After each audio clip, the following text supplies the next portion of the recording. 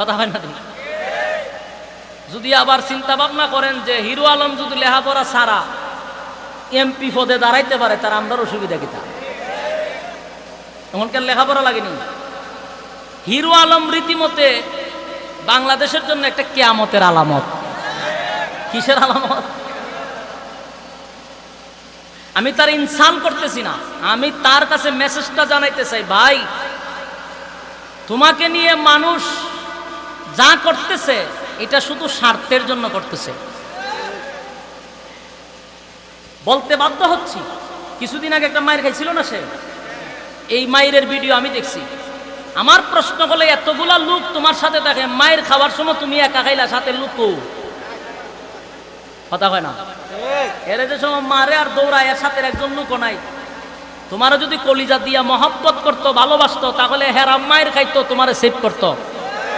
মায়ের সময় সালাম আলাইকুম বাবা, তুই মায়ের খা। এর দ্বারা কি বুঝলা? তোমার টেলায় সামনে নেয়। সুতরাং নির্বাচন করো, রাজনৈতিক ব্যাপার সেবার এটা বুঝি না, কিন্তু কত হইলো এটা একটা কিয়ামতের আলামত। তো সরকার বলছে সুন্ডা গ্রামের মানুষকে সরকারি চাকরি দিব, হন বেচারা গিয়ে লাইনও দাঁড়াইছে, ঠেলা গাড়ি চালায়, নাম লিখতে পারে না। বলুন চাকরি পাওয়া সম্ভব? কেন প্রধানমন্ত্রী না কইছে সবারই চাকরি দিব? বুঝার দরকার, চাকরি তো চুন্ডা গ্রামের মানুষকে দিবে প্রধানমন্ত্রী বলছে, কিন্তু তোমার বোঝা দরকার চুন্ডা গ্রাম থেকে কারা যাবে, যাদের সার্টিফিকেট আছে, শিক্ষাগত যোগ্যতা আছে, তারা যখন লাইনে দাঁড়াবে প্রধানমন্ত্রী দয়া মায়া করে তাদেরকে চাকরি দিবে। কারণ বাংলাদেশের সিস্টেম ব্যতিক্রম। অটোবাস কইরো বেচারা ওই জায়গা ডাক্তার। অটোবাসের ডাক্তারের চিকিৎসা দেখছেন নি? কিছুদিন আগে এক বাচ্চা মারা গেছে, এটা অটোবাসের ডাক্তার। অটোবাস কইরার পরে এর দেশে ডাক্তারি এক মাদ্রাসার ছাত্রকে সে পরিকল্পিতভাবে হত্যা করছে তার ভুল চিকিৎসার কারণে। আজকে যদি এই ছাত্র কোন কলেজ ইউনিভার্সিটির হইতো, বাংলাদেশ এতক্ষণ উপরে তুললার, জমিন উপরে তুললে করতাল বাজাইতো। দুঃখের বিষয়, এটা মাদ্রাসার ছাত্র, নরম তো দামা চাপা দিয়া শেষ। কিন্তু এটা যদি কলেজ ভার্সিটির কোন ছাত্রকে এইভাবে ভুল চিকিৎসার কারণে মারা যেত, পুরা চিকিৎসা খাত অসল করে দিত এতক্ষণে।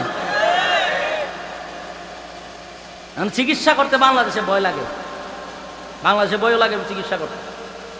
যাদের টাকা পয়সা আছে, আমার মনে হয় যে বাহিরে যে জায়গায় এমপি মন্ত্রীরা কেন যায়, হেরাও জানে আমার দেশের চিকিৎসা ভালো না।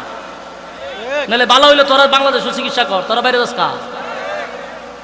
বাংলাদেশের চিকিৎসা করে তো ভয় মাইরালা।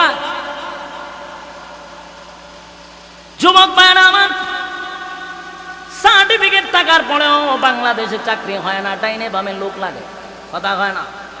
এরপরে খাম লাগে, বুঝুননি? অবলতা ভাঙ্গা হন দিত, খাম লাগে চাকরি হইতে, এরপরে কৌটা লাগে।